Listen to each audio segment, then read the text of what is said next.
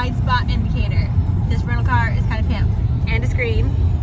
And that. And the husband who probably needs a snack. But this is... I want to touch on... I won't while we're driving. But I want to touch all the buttons. I won't, but I want to. It feels like we're sitting on the ground because we're used to either my SUV or his truck. And this is not that. But it's cool. It has the button kind. With the beepy things, the buttons start. That's awesome. Hi. We're somewhere in Illinois. It's raining. But it's not snow. So we'll take that. Where are we? I don't even know. We just went through Effingham, I think. And then we took the split and we're 316-ish miles from Memphis. I don't even know if you can hear me over the rain. I do enjoy the Apple CarPlay. You can't see it because it's not plugged in because I'm doing video. But it puts the map right here, which is really nice. And this rain sucks, but at least it's not snow, so I'll take the win. 5 hours later, still all the rain. We're gonna get up to go. It's almost empty, and it's still raining. It's still raining.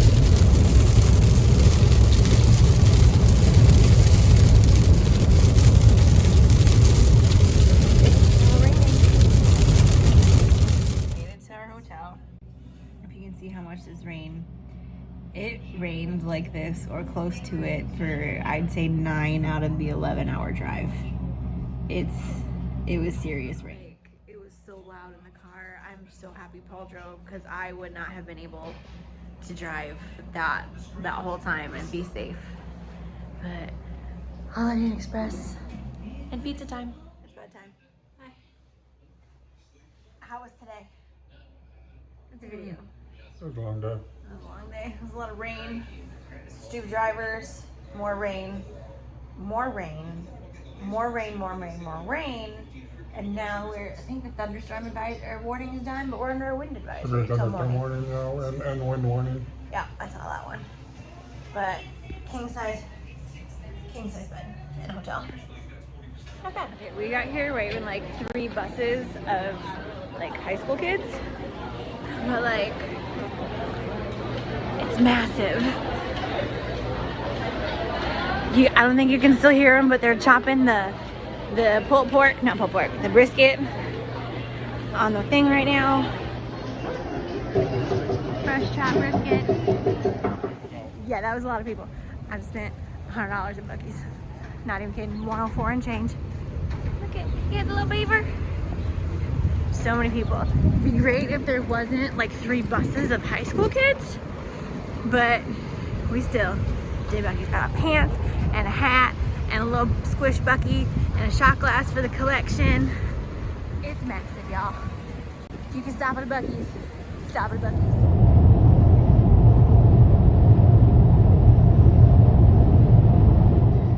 Just like everywhere when we travel, gotta mix it up.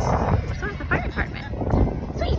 All right, while someone is charging and playing with all his things, I'll show you what we got at Buc-ee's. This is just the food. I got other stuff that's a bag of stuff too. We got the steakhouse jerky, and this one Kara and Nate did, but it looked really good. It's garlic, super garlic jerky. Most popular thing is their beaver nuggets. These are everywhere. They kind of look like caramel corn, but like popcorn. So we'll see how those go. I got a little bit of the regular, just like plain chocolate fudge. And then these guys, an Overbite milk chocolate crisp rice. That's mine. And then I got him a milk chocolate peanut butter. But I like how cute Overbite. Like, that's adorable. Well, we'll try some of these a little bit. Look at the little bow on the fudge, and it's on the twist tie, so I'm gonna keep it. But like, look at the little bow. This is the fudge. I wish I could send y'all smells through the camera. This smells so good. It's really good. It's really rich, so I'm gonna take one more bite and then we'll save it because it's like my blood sugar thing's gonna chirp at me, but it's really sticky. It's really good. It's not the same recipe. It's like similar to Aunt Paula's. It's more, it's kind of almost like a chewier cake frosting. It's really good. For gas station food, it's really good. I'm gonna open these and try. From reading the directions, they kind of just, yeah, well, we'll see. It's like caramel corn popcorn, except on like puff corn. This is a problem because this is really good. Oh shoot, dropped it. Huh? Smart.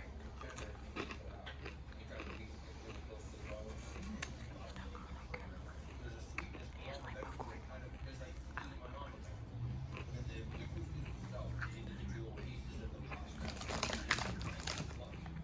This is really good. Thing with your grenades. Grenades. That's the delay one. Is that the one they threw in the parking lot? Yeah. Why? Why would they do that? I I don't know. I mean, green tape. and And batch. well, no, because the first one they threw was supposed to be just a bang, and it didn't even go off. And then they threw one of those, They do this one. and then one of them hit me in the arm. This one. This is the smoke one. So then that's the one that didn't work. Yes, this one didn't work either. Okay. This particular hotel room works really good for all of our stuff. Like the lounge thing has become the gun thing, and the rolly chair to get everything. Yeah, works pretty good. Alright, gonna try steakhouse jerky next, and then we'll do the garlic one last. Here's my chewy. This one's good. I think there's a little more black pepper than I would personally prefer. But you wanna try it? These are the ones I'm taking to the field. Yeah, that's the steakhouse one. I just had one They piece. smell. They smell good. Oh. It's got a little more heat than I like, though.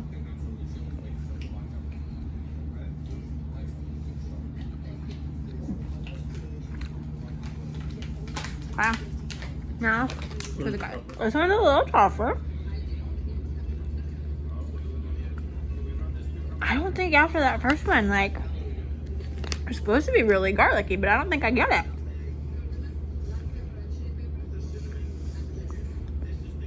There it is. There's the garlic. Yeah, try one of these.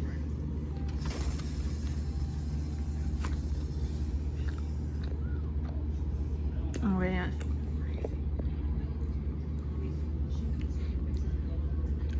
I honestly was kind of expecting more garlic after what I'd read about these. Let me know when you're ready and then try one of these ones. These are good too. Water. Mouth is still spicy from the first one. I think I should have done it we should have done it the other way around. Cause like this one now, like you get the garlic, but I'm still spicy from the last one.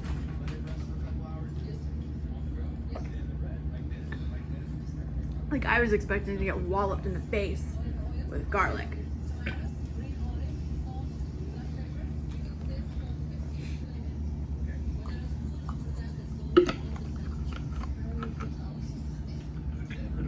Right? Subtle. It's in the back, but like the video I watched where other people tried it, like walloped in the face with garlic, and I don't. I think I'm still burning from the other ones. Not like burning, but like I You doing still. documentary? Yeah. Yeah, we're doing a video this whole trip just because I feel the need. Charging station, other snacks. We can see, so there's a hallway on the other side of this wall, but on the other side of the hallway, like you can see the IHOP from here. And there's Chili's just over there. And Rockstar, because there's always Rockstar. Yeah, ooh, camera. We're walking back to where we start. You can kind of see her peeking through the trees there. He's all uniformed up and everything. Double rows of razor wire. And at the top, plus all the foliage. I love how that looks with them vines. But it's a beautiful day. Birds are chirping.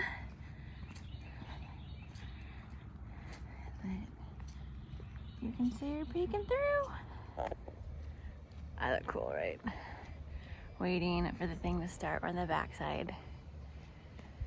I've barely seen any of this. I've not gone inside at all yet, and it looks so cool. Wow, I look cross-eyed. Yeah, it looks really cool. I'm stoked to get my camera in there. I'm happy we don't play TCA too often. I have to do this for their rule set for a photographer, which is fine. It's a safety thing. But there's no pockets on this for camera stuff. So like this is my long lens. It like sticks out so bad. Because normally I can just wear either bright colors or my high-vis vest and then have my camera bag, which works really, really well because then I have all my camera stuff. I have my fins if it's bright. I have the short lens and the long lens. Like, I'm organized. But I don't want to carry that over top of all of this. So I'm kind of like, it works. I have everything. It's just a little uncomfortable from where I normally have it, but it's nice and quiet.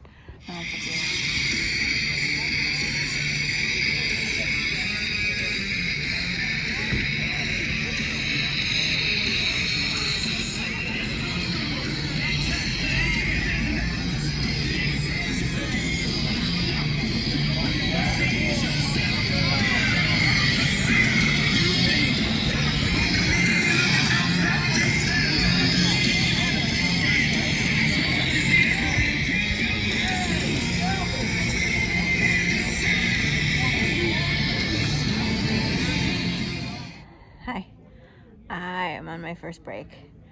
My feet are fine. I was hot, so I came out to take off my sweatshirt, or one of them, and also to sit for a little bit because I got grenaded like 3 times, and like the pressure messed with my ears.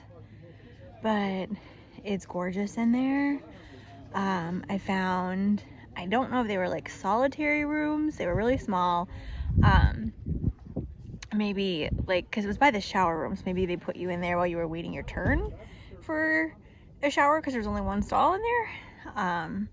This is a minimum to medium security prison, so it's not super like it's not as intense as like Joliet was or Brushy. It's definitely warmed up. It's a beautiful day. I have not seen Paul since they said game on. I was already in when they said game on. And one of the things, I went all the way down one side of one building. I haven't gone up any stairs yet just because I didn't want to get trapped on a higher floor. But then I also wasn't paying attention. And so, good thing I have a hat on when I'm out there. I got stuck in between. I was in between 2 buildings, and like they're the first 2 buildings you went in from either side. So that was a little bit contested. I've already been shot a few times, as well as the grenades. One was super close, like the pieces hit me too. But that pressure wave just messes with me. It did that in Sheboygan once too. In a hallway that it went off and like messed with my head, but I think I only saw one other UN level photographer here. So that's been nice. Sorry, looking at my shoes. It's a nice day. Hello friends, we are home. There was like a day and a half where we didn't do, any vlogging. I talked to you guys Saturday from the field. Saturday dinner, we didn't eat there, we got drive-through at Cookout. Not local, but like a southern chain, really good. Sonic again for breakfast. So we had Sonic Saturday and Sunday. Sunday was supposed to go from 9 until noon. We actually left around 10. There is a big storm headed through today into tomorrow. Today's Monday. And we had a 2-day drive, so we wanted to get through it before, so we didn't have to drive in that storm. Hi, kitten. So we did that. So yesterday we left at 10. We drove until, so we left at 10 a.m. Eastern, and we got to the hotel and checked in a little bit before 8 p.m. Central. So I don't know how to do time zones, so I don't know exactly how long it was. Ate at a local place called Las Margaritas that was right in the hotel parking lot. Pretty good. He had steak fajitas. I had a chicken chimichanga with a queso sauce instead of a red sauce. It was really good. Really nice people. Good service. Hotel breakfast. Thumbs up for that. It was a hot breakfast. We haven't had that in a minute because of COVID restrictions. Kittens are happy that we are home, even though they've barfed all over everything before we got home. Let's see. Nothing else really special. McDonald's, Casey's for some snacks. And that's my head. Your pinky is stuck. But this was a long trip. I want to say this was the longest we've done in a car ride. I think Mississippi, because Mississippi's almost straight south of us. I don't think it was as long as going over to Georgia. So I'm really happy we were able to break that up. 17-hour drive is a long drive all at once. We're getting old to do stuff like that. The venue was great. Paul had a good morning.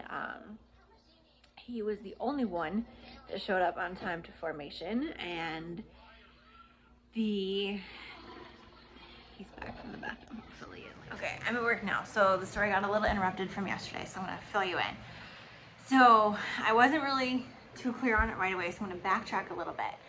All of the companies that put events like this on have a specific rule set. They're all a little bit different. Basically overall the same, but some have different tweaks. This one we went to is Third Coast Airsoft, or TCA.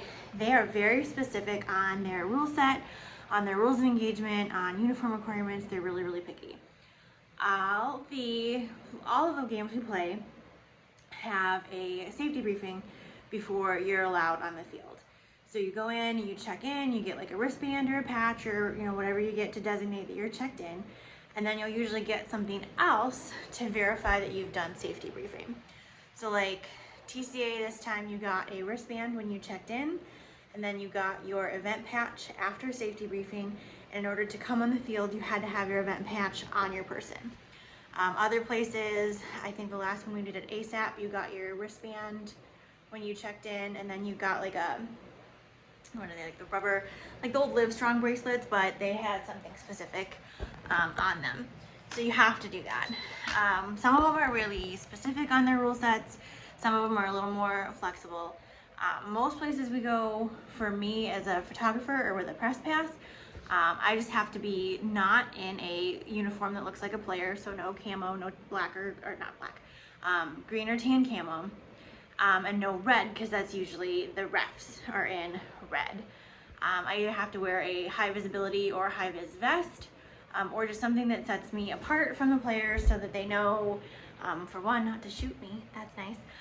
But then also that I'm not a player, that I can go wherever, and it just kind of basically keeps me safe. I have kind of created my own uniform for most of those places. If I need a high vis vest, I do have one. But generally I have just bright colors. So I have tie-dye sweatpants and tie-dye leggings, and then I have a tie-dye hoodie, and then I have a couple of really bright t-shirts, depending on the weather. TCA has very specific rules for their photographers. If you are a combat photographer, you dress in the color of the rest of your team, and you have to stay with your team. You can be shot. You have the same rules basically as a player, or they have what's called a UN photographer. And with that one, you have a very specific uniform to keep you distinguished away from the players and away from the refs. Their refs and their admin are full black. And then their players' rule sets are usually some form of green versus tan. What I have to do, I had to have a light colored or blue top, a black plate carrier that said press on the front and back, some sort of blue hat, or they actually have blue UN helmets that you can buy, and I think I could do black pants. I did gray, because you could do gray as well. And if you're not in uniform, you're not allowed on the field for safety purposes. Again, so players aren't shooting you, but then also so admins know that you can be where you're going and that you've been through safety briefing and all that stuff too. So what Paul was kind of awarded for, I guess you want to say, so after there's safety briefing, which is general information about the field. So like for this one, it was like, don't unlock door. If a door is locked, it's locked for a reason. Don't break windows. If there's caution tape over a door frame, don't go in there, since it is an abandoned building. All that stuff is done for safety. Some little stuff like there's different rules of engagement. Some places allow for what's called safety kills. So if you're within 3 feet of the person that you're doing it, you can just say bang versus actually shooting them with a BB, because that close obviously hurts more. TCA does not do safety kills. Some people still acknowledge it just out of courtesy, but it's not in their rule set. Stuff like that is what you go over during safety briefing. And then there's also a thing called formation. That happens every morning, well, not every morning, but normally happens the morning of the first engagement or the first phase, however they've termed it, and that's some additional safety things, and that's also going over your objectives, some of the things that you're going to be doing for the course of the day or the course of the phase, or however they've broken it up. Make sure you keep water on your person, just little stuff like that. Less about the safety and more about the game. Most places, including TCA, do formation once before the very first time they call game on. So like for this one example, there was a night game which was separate. It was part of it, but it wasn't part of the main play. And then Saturday had 3 phases, and then a Sunday morning had a phase. So most places will only have formation on the first morning, so it would have been Saturday morning for us, and it's mandatory. Again, TCA is very strict on uniforms. You have to have a med card on you with your name, medical information, emergency contact, all that had to be on your person and not on your gear, because if you're injured and they strip your gear off, now they don't know anything. Again, really specific. They check uniforms, and if you're not in uniform, you either lose points or you're not allowed on the field. So then they were doing that, and again, that usually only happens during the first morning. For this particular game, there was formation before every phase. Not a lot of people got points for that. It just didn't work. So Sunday morning, Paul was the only one that went over for formation from either team. I think they said they sold 288 tickets.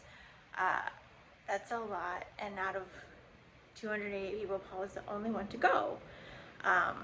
So one of the TCA admin was over there. He was like, oh, this is ridiculous. No one else is here. And he was like, I'm here to follow directions. Like, you said to be at formation at 0800, so I'm here at formation 0800.